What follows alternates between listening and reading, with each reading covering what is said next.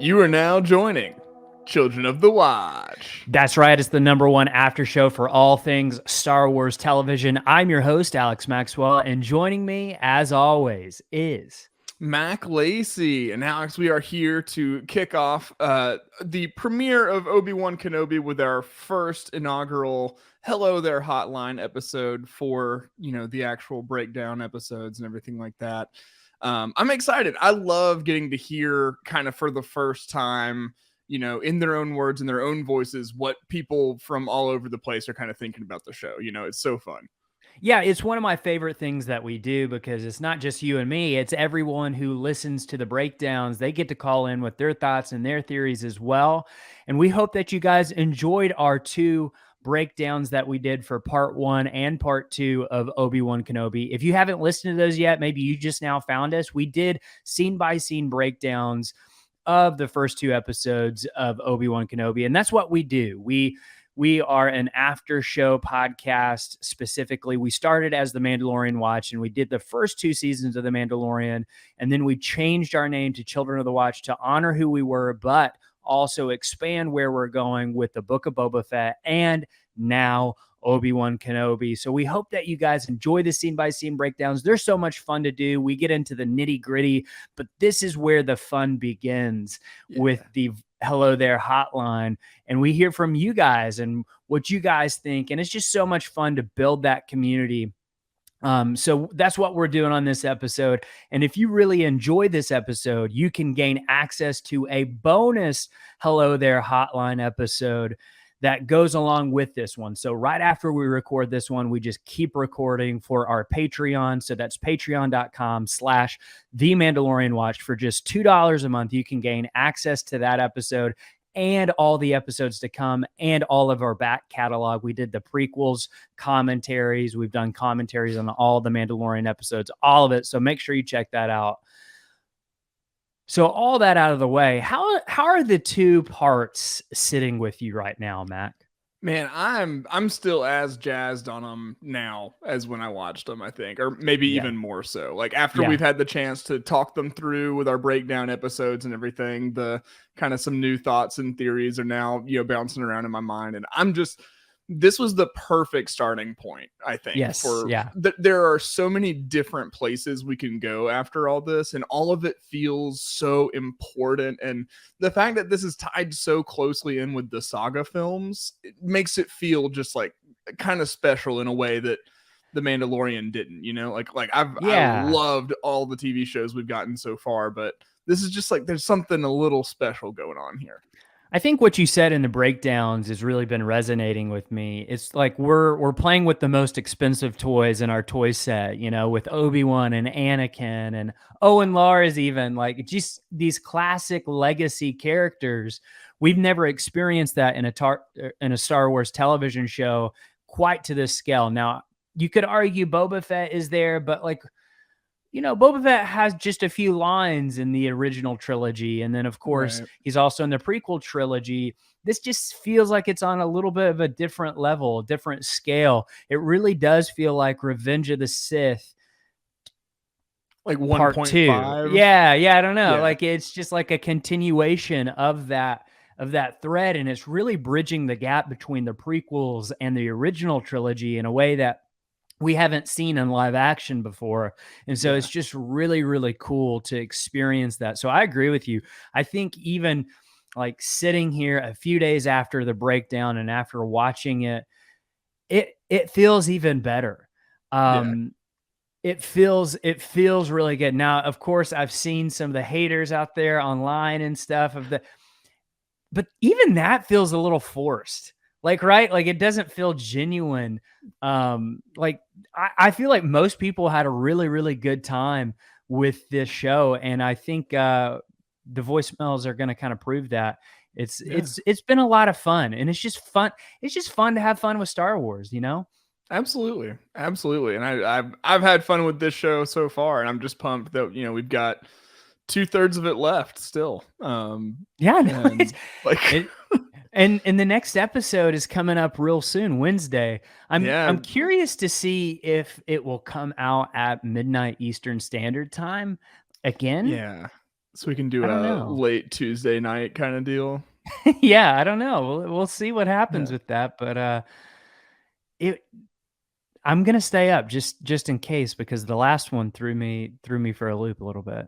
All right. Yeah, yeah. I'll let you be my my gauge for that this time. You can be the guinea pig. Let me know. I'm gonna wake up early in the morning and probably watch it. Be safe Yeah, that way. But yeah. Well, I think we should go ahead and jump to the Hello There hotline and see what everybody else has to say about the episode. can't wait. Let's do it. Hi, guys. This is Sam from Boston. I love the show. Been listening since, I think probably since one of your first episodes. I just wanted to call and give my thoughts on Reva and what her motivations might be. When she's talking to Owen, when she's threatening to kill his family, she turns to the crowd and says that the Jedi are cowards and there's no point in protecting them because they wouldn't do the same for them. And there's sort of a particular emotion or anger in her voice that I think means she's speaking from personal experience. So I think she was one of the Padawans we see in the beginning escaping Order 66. And I think she or that group are taken in or under the protection of a Jedi who also made it out, who ends up abandoning them or turning them in. And then when the Grand Inquisitor says that she came to them from the gutter, I think that means she got away and spent some time on her own. And because she felt betrayed, she ended up turning to the Inquisitors to try and be one of them. Yeah, I can't wait to see what happens, and I'm looking forward to your commentary. Thanks.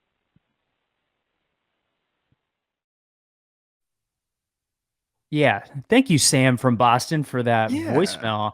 I think he's spot on, Mac. I think he's Absolutely. absolutely spot on. Yeah, no, it makes total sense. So maybe, Reva's one of the children making it out of the temple, Order 66. Maybe they get out, but then shortly after, a Jedi takes them in or something, and then the going gets really rough, Maybe we get to see just how hard it is being on the run from the Empire and how these, once good people are having to make some really, hard and sometimes, maybe the wrong choices out of, self-preservation. But at the same time, those choices maybe lead Reva to be a little bit burned, turn a 180. That all makes total sense to me. Yeah, it does to me too. And when you go back and rewatch the opening of part one, it opens on a girl that could be Reva. Yeah. And you pointed this out in the breakdown. Like, keep that in mind. There's a reason we started there for the show, and I do think that probably is her. I'm going to take that theory one step further. All right. In the sense of like, why is she so like adamant about Obi-Wan? Now, we theorized on our part 2 breakdown, there's potential that Anakin / Darth Vader is kind of grooming her to be his secret apprentice because she knows his name. Like, that's not common knowledge. People shouldn't know Darth Vader is Anakin Skywalker. That is not something that everybody in the galaxy knows.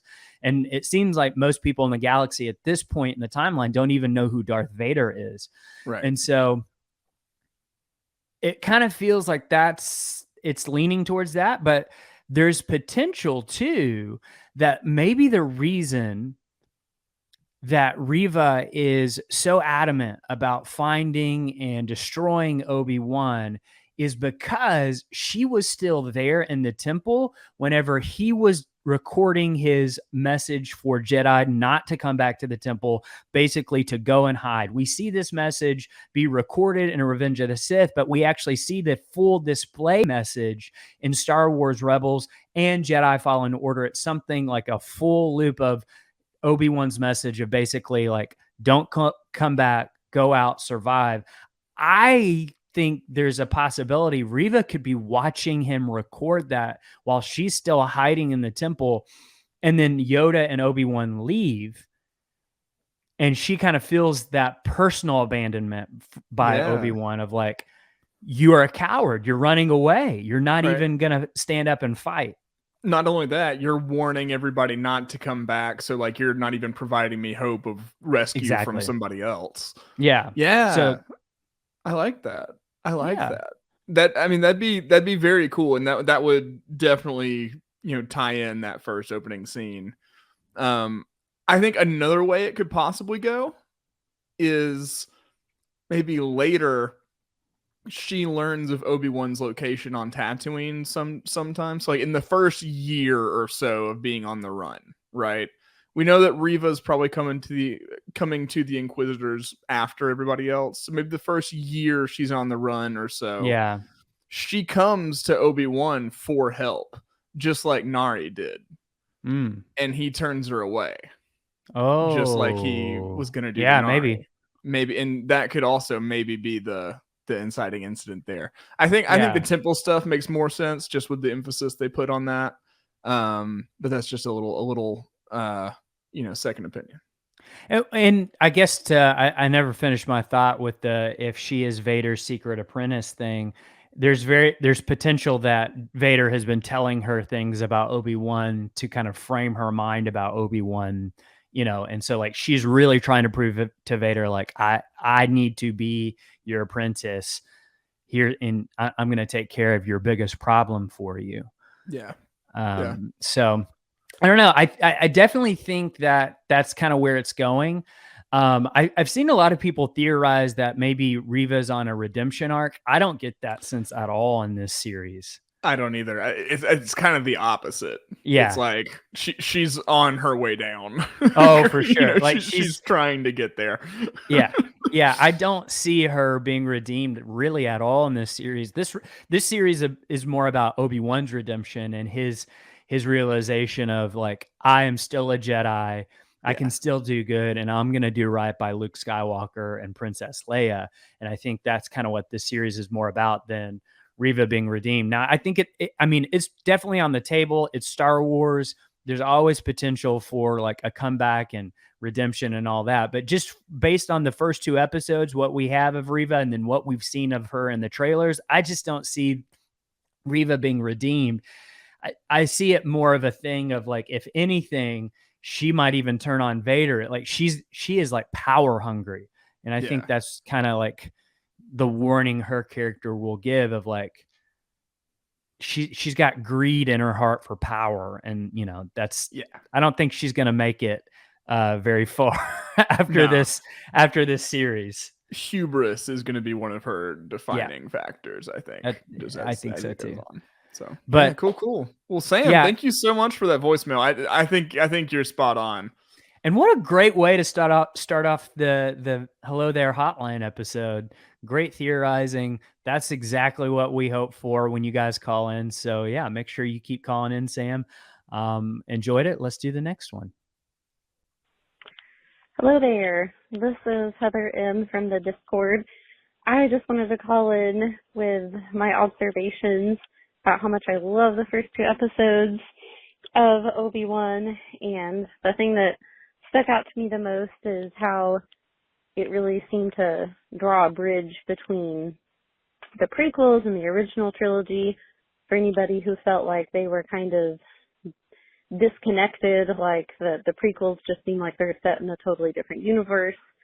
I agreed with you guys that the recap that they gave at the beginning was perfect, giving you everything you need to know, the most pertinent scenes. My husband, who's not the biggest fan of the prequels, said, wow, this makes the prequels actually look good.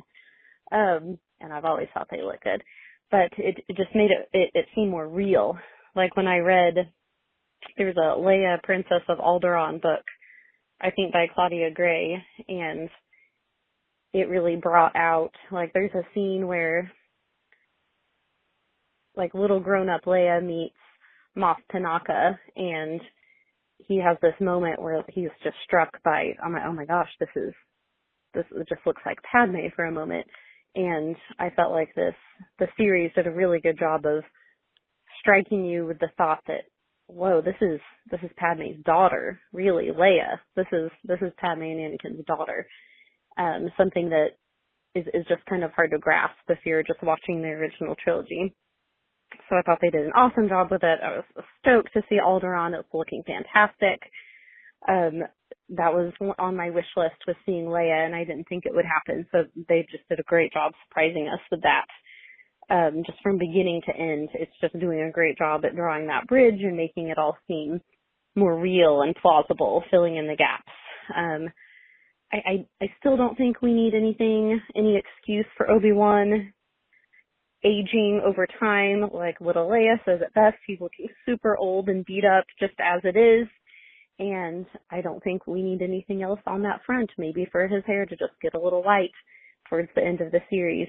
And that was it. Super excited for next week and just pumped for this whole season. My favorite character. Hey, Heather, so good to hear from you. So good to hear from you. Yeah, I loved what she was talking about with just like kind of bridging the gap between the prequels and the original trilogy.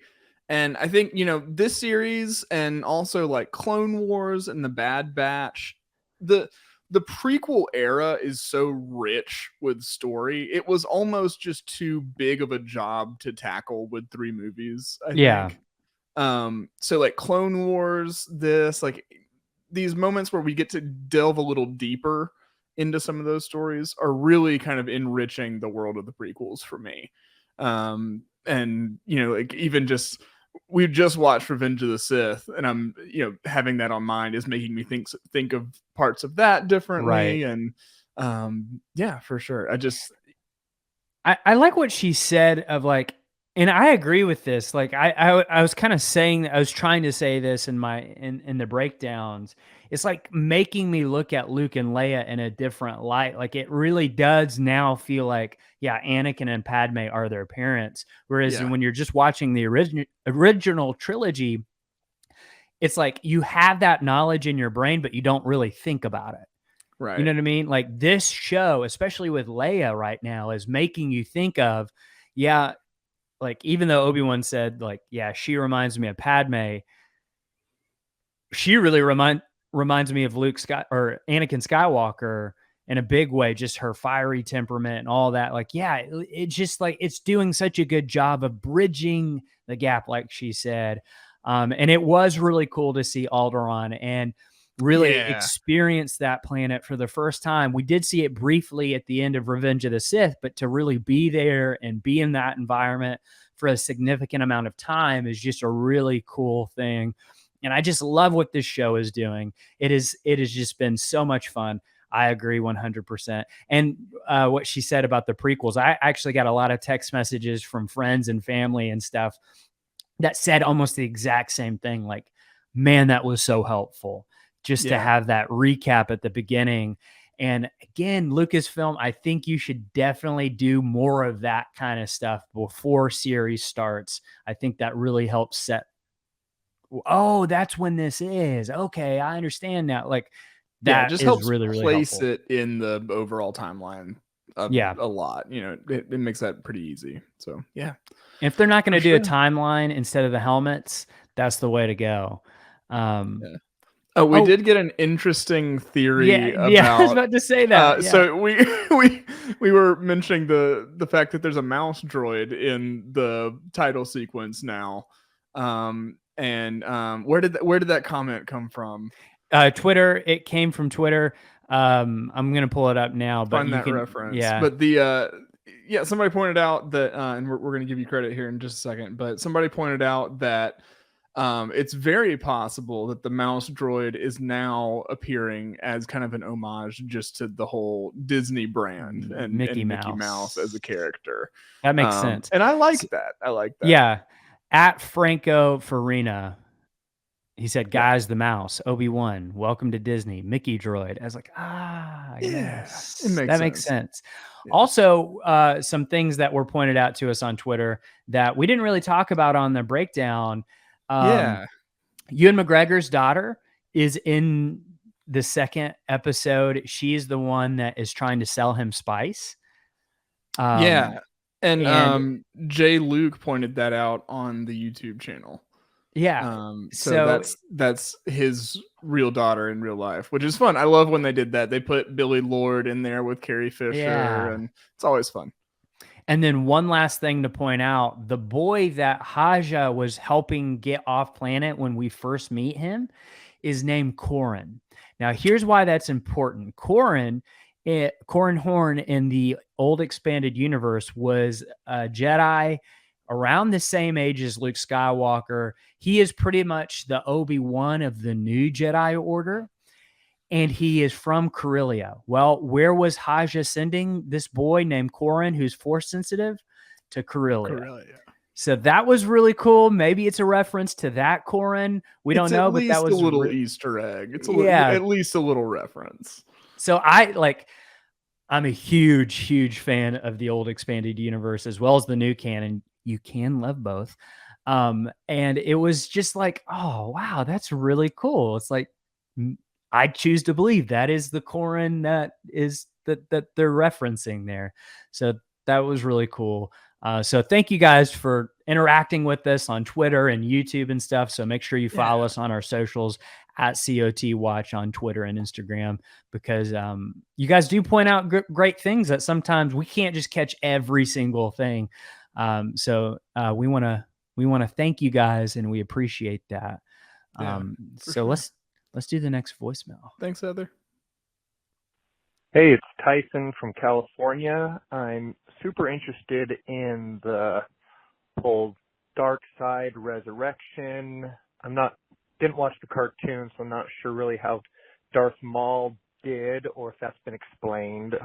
I know in the movies they don't totally explain why how Emperor Palpatine resurrected. And now we have another possible resurrection with the Grand Inquisitor. And then on the light side, they're hinting a lot about Qui-Gon Jinn explaining how to become a Force ghost. So just wondering if there's a relationship there between maybe the dark side can maybe resurrect temporarily, but the light side can resurrect forever by being a Force ghost, and just seeing what your thoughts are on that. Thanks. Bye. Oh yeah. That's what we like right there. Tyson, you have made our day. This is about to be a heyday for us. Here we go. Go ahead. Okay. I mean, you were rubbing your hands together. I was like, okay. All right, so we'll start with So basically, what we're going to take just a minute to explain some of the various Force phenomena that kind of this series is maybe touching on. So in the Clone Wars, if you don't know, Darth Maul was resurrected. He came back in the Clone Wars. You may have seen him in Solo, like at the end, and then kind of wondered how he got there or something like that. Essentially, he was too mad to die. So he never actually died. Right. That's important to know. Yeah. So he wasn't resurrected. But he was just too mad to die. His hatred kept him alive. He went insane and everything. So like all of his faculties left him on, just like totally focused into keeping him alive in physical form. Until he underwent various stages of repair. Right. The Night Sisters put some leg on him at one point. Just like he's always had just like mechanical legs and stuff from that point on after he got cut off. So that is not like necessarily a real dark side resurrection or anything like that. It's just simply the fact that the dark side, the hatred that Maul focused on so much, just kept him going. It was enough of a motivator. and we kind of were speculating on our part 2 breakdown that maybe something very similar is happening with the Grand Inquisitor, where it's like he's not going to die from that wound because like he's using the dark side, which is pure hatred, to like really keep himself alive until maybe he gets a robo tummy or into a Bacta tank or Bacta tank. I'm going to say it both ways forever now. And then, so Palpatine surviving is an artifact of an expanded universe idea that originated with Darth Bane. And Darth Bane is the creator of the Rule of Two. And Darth Bane was looking for a way to really live forever, to extend his life beyond what was a normal lifespan. Now, what's really interesting about dark side users is, I think, Tyson, you hit the nail on the head with, I don't know if you meant to, but you absolutely did. dark side users cannot extend their life in the Force after they die. Like once they die, they're gone. So like they're very adamant about living forever, because if they die, that's it for them. There is no afterlife for them. They're dead. You're not one with the Force. You're cut off forever. Just gone. Done. So the Darth Bane, basically, it's hinted at that he could like move his spirit into bodies. And so like that's kind of also hinted at in The Rise of Skywalker with Palpatine. Like he is all the Sith, right? So like all the past generation of Sith from Darth Bane to him kind of lived inside him. They kept moving to their host, which was kind of like their apprentice. That's kind of how and so like in terms of how he actually survived, it's still not really explained. His somehow Palpatine returned. Exactly. Was roaming the galaxy somehow. But it is interesting. I want to point out in the Clone Wars, we see an arc where Yoda goes on this journey that Qui-Gon sends him on to extend his life after death. And I think that's a really important arc that people should watch. It's really good. At some point, Yoda actually comes into contact with a ghost of Darth Bane. Now, here's what dark side users can do. Like there's like an artifact of their life is contained, usually like in their tomb or their body or something like that, but it cannot leave that place. It is like trapped there. It's kind of like a memory. A Horcrux from Harry Potter. That's exactly sort of how like that. Yeah, it's basically just like a portion of your essence is contained within like an artifact. It's often like a sword or a mask or something like that. And it's not really them, right? It's like almost like a memory of them. An echo. Yeah. And so we saw that with Darth Bane in the Clone Wars, voiced by Mark Hamill, by the way. And then I didn't know that. Interesting. Okay. Yeah. But he's spot on about the light side. I want to say that like Qui-Gon found a way to the afterlife, and it's actually something that, this is just me speculating, that Jedi used to be able to do. They lost that ability at some point. They stopped caring about that. Qui-Gon found a way back to doing that. And so basically your essence becomes one with the Force, but you can maintain your individuality within that after you die. And so they can come back and speak to you after death. So we don't know much more about that in canon, but it's pretty cool. And I like that idea, but you're definitely spot on, Tyson. Even in like, if you haven't seen anything from the animated side, I think you kind of get the gist of it, which is dark side users can't really survive after death.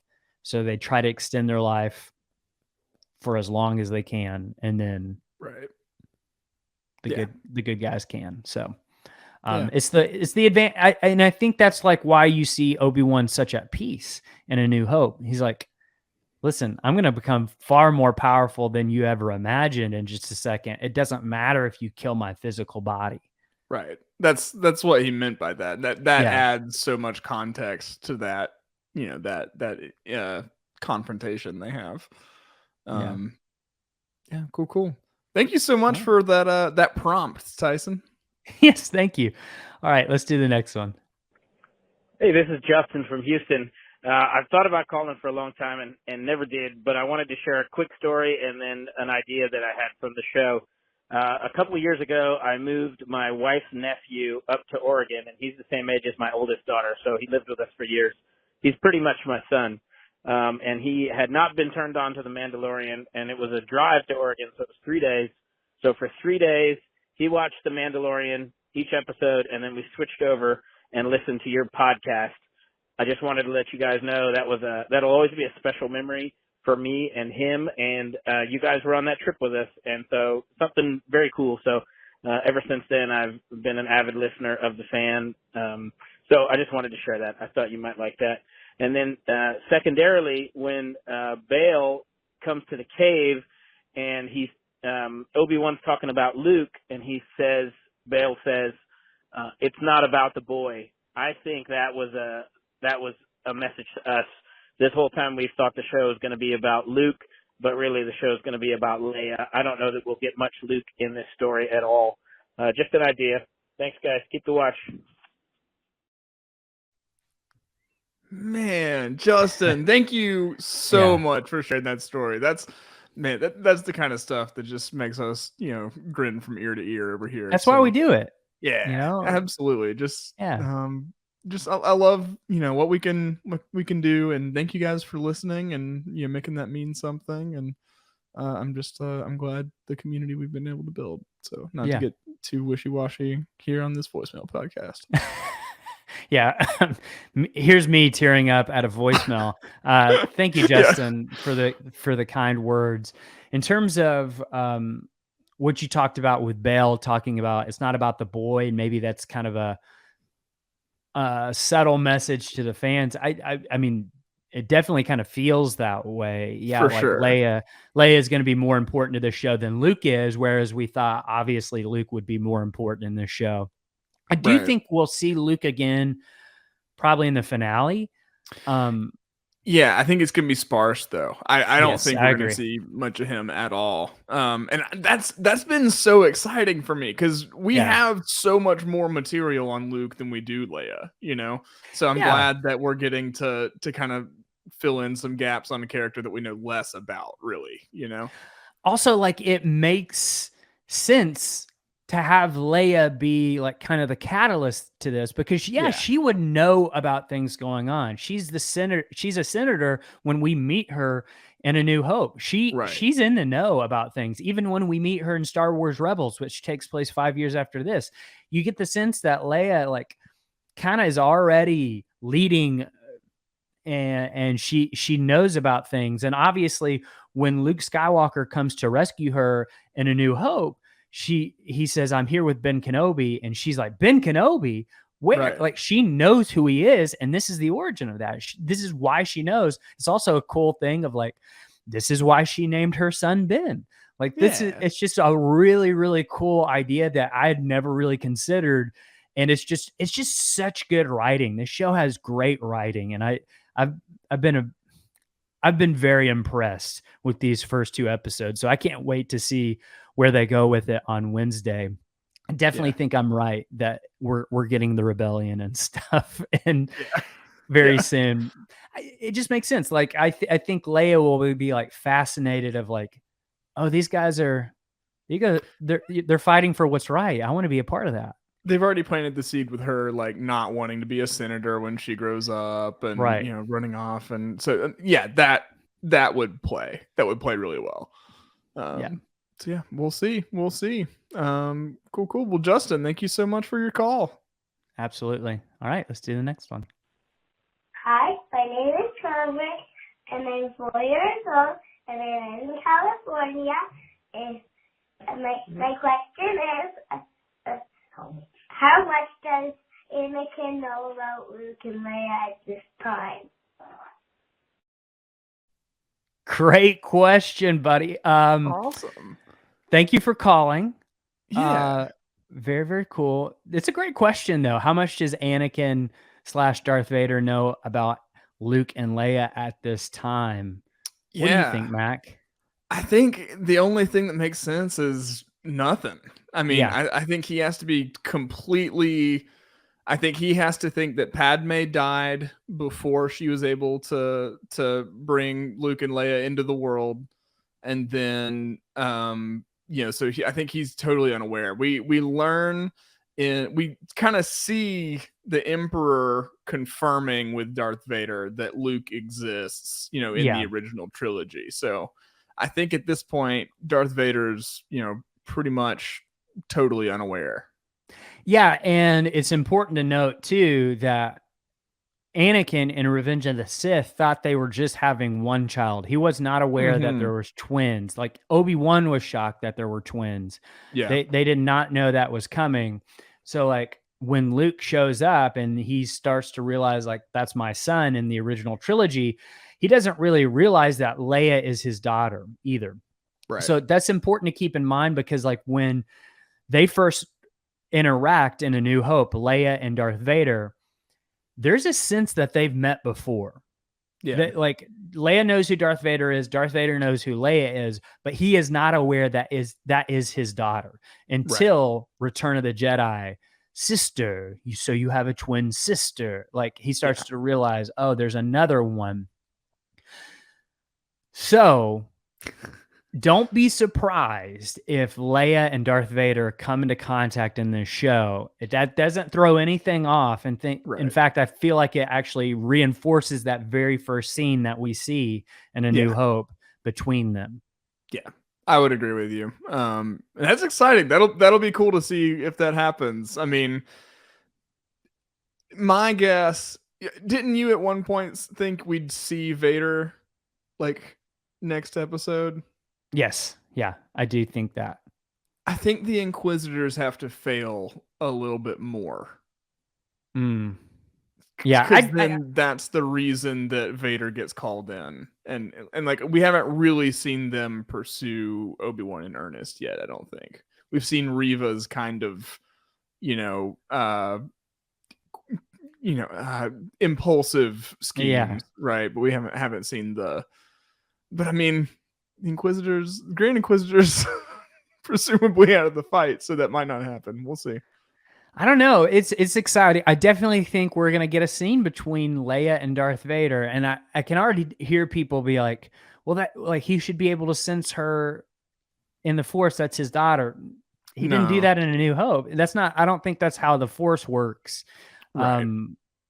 I think that might be an idea from the EU, the expanded universe, but like, it's kind of like, there is no set and hard rules about how the Force actually works. So right, there's also some things with Vader, like his ability to interact with the Force and stuff post the robotization. It's dampened a little bit there. Yeah, and maybe not even dampened, but just like changed. That's a better way to say it. Yeah. Because he's very powerful still, like very, very powerful, especially if you've played Jedi Fallen Order. It's a terrifying scene when Vader's pursuing you. It's just, it is very, very scary. But I'm excited to see where that goes. But yeah, he has no idea about Luke or Leia at this point in the timeline. And when we get to the original trilogy, he thinks Luke is his only son. He's not aware that Leia is Luke's sister at all. So thank you for your question. Call in again. Yeah, thanks so much. All right, let's do another one. Let's go. Hey guys, Frank from Canada here. The thing I want to talk about is actually the first 6 minutes of the first episode of Obi-Wan, where I don't know, I found the recap just awesome. And it seeds a lot of things that I'm sure they could potentially call it back later on in the show. One being Mace Windu. It makes me think about the relationship between Anakin and Mace and how he was always suspicious of Anakin. And then, we know how he meets his end. Something could play out there. I'm not exactly sure what. I'm sure there's lots of speculation that could happen there. But also, like, the bits about Vader. We know we're going to see Mustafar, we're going to see his fortress, and we know from the comics that he built that fortress as a way to try and amp up his Force abilities and potentially resurrect Padme. So it would be awesome to see some of that in the series. And just that he has good in him. I think she says that in the recap. We'll see a little bit of that tension within Vader, which is just awesome too. It would be great to humanize him a bit in the show. And then after the recap, that first scene is a flashback of Order 66, and there's Reva. I mean, that's got to be her. And it's cool to think of all these Jedi on the run that start off as children, and now they're adults, teenagers, and they looked up to all these masters and knights. And Obi-Wan and Anakin being one of them. I think Reva, felt betrayed. I bet she has history with Anakin and Obi-Wan and has really, followed Anakin all the way to the dark side. And I just can't wait to see how that history between those three characters plays out a bit more. Subby Scott. huge axe to grind with Obi-Wan. So anyway, thanks for the podcast. Awesome lead in to the series. Looking forward to more. What a great series. Thanks. Thank you, Frank, for your call. Great speculation there. I love these kind of voicemails. Lots of good stuff. Let's start with the end and work our way back That works for me. with that. So I think he's thinking along the same lines as we are in terms of that's probably Reva at the beginning of the episode. Yeah. And she resents Obi-Wan and Anakin because like they were seen as heroes. Like those two guys were seen as like the heroes of the Republic. And I think the Revenge of the Sith novelization does a really good job of painting that picture of like people knew who their names were and they were heroic and stuff. Now our friend Jonah, who's been on the podcast several times, had some great speculation on Twitter the other day. She was speculating, what if Reva was set to become Obi-Wan's next Padawan? Yeah. And so just to add a layer there, so like when, he abandons the Jedi Order and tells everyone to flee, and she was set to become his next Padawan. Yeah. There's some resentment there. And that's totally plausible because Ahsoka was supposed to be Obi-Wan's next Padawan, and then they realized Anakin would be a better teacher for her. Right. So yeah. No, I mean that's interesting. There is another kind of spin on the whole situation too that you could take, which is that Reva knew Anakin was Lord Vader because she watched stuff happen in the temple, right? Yep. But bought into the whole the Jedi were plotting to destroy the Republic and bought into that mess and actually is following Anakin's example as like a positive role model for her. Yikes. And so like following him to the dark side that way. You know what I'm saying? I like that too. That's really good. It'd be harder to set up correctly, I think, in the time we have, but there's a way to do it. There is a way to do it. That's a really good, I like that. That's good speculation. Okay, so going further back into that voicemail from Frank, Mustafar. We assume we're probably going to go to Mustafar at some point in the series because we've seen concept art. That's where Vader's castle is. We've seen that in Rogue One, and it was explained in the voicemail. The reason he set his castle up there was to really harness the dark side energy, his hatred, and his pain, potentially to resurrect Padme. Is there any chance maybe we see any of that play out or him talk about Padme like that? I would love to see that. So in the Charles Soule Darth Vader series, the comics, that his castle, he actually gets designed by a like long dead ancient Sith Lord that kind of had imbued like a memory of them in a helmet. So this is all the earlier in the voicemail has set us up perfectly for this. Yeah. And so like had this structure designed as like a focusing antenna for like the dark side, for hate and anger and everything. So he permanently killed that Sith Lord afterwards and stuff, as Vader does. But yeah, so I would love to see that. We've got the backstory there, so like that seed has been planted, in kind of the fan consciousness and everything.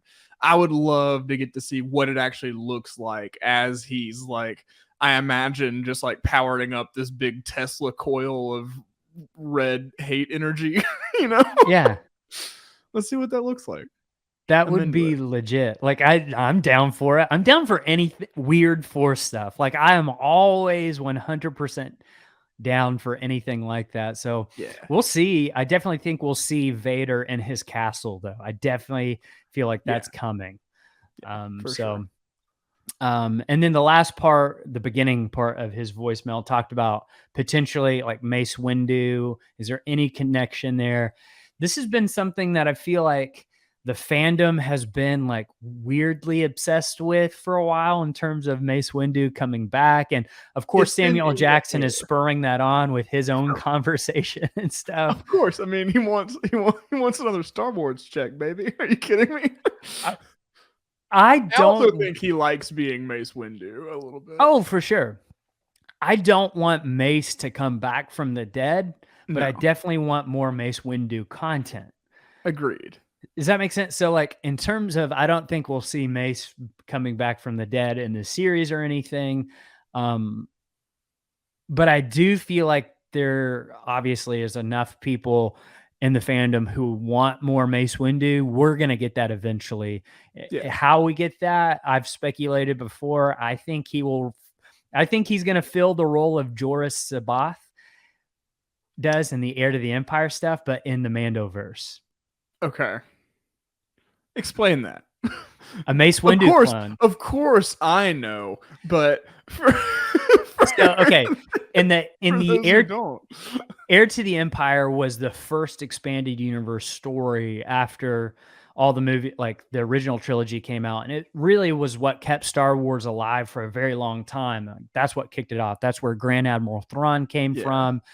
So it takes place about 9 years after the original trilogy, and there's this Jedi who's cloned called Joruus C'baoth. Okay. And so like he's like, Thrawn uses him almost as a weapon because like when you clone Jedi in the old expanded universe, they go insane. They can't actually like, because there was no metachlorians then, but like there's something about it just, did not make it work. So I think that they can potentially use Mace Windu in that role because like we actually know who he is. We don't know who Joruus C'baoth is. That's not a Jedi in the canon, as far as we know. But you could do it with Mace Windu. His hand was cut off. There's probably DNA of him. Like I could definitely see that happening. Yeah. What I've learned is I need to reread Heir to the Empire because I was like 10. I think we're doing that on the Discord right now. Right? Yeah, our book club. They're doing that. So they are doing that. Maybe, so you maybe can. It'd be a good time. Maybe it would be a good time. And also, if you enjoyed this episode, we're going to be doing a bonus voicemail hotline episode over on our Patreon, which you can join patreon.com/TheMandalorianWatch for just $2 a month to gain access to these bonus Hello There Hotline episodes. We're going to do a couple more voicemails over on the Patreon, but we're also going to be talking about the Andor trailer, the Mandalorian footage that they saw at Star Wars Celebration, and the Ahsoka footage. We're going to really hone in on that on our bonus episode. So if you enjoyed this, you like this, for just $2 a month, you can gain access to that. It's a lot of fun. Yeah. Cool. Yep. We'll look for all that on the Patreon. We'll be back on Wednesday with our breakdown of part 3 of Obi-Wan Kenobi. So make sure to keep your eyes peeled on the feeds. But until then, keep the watch.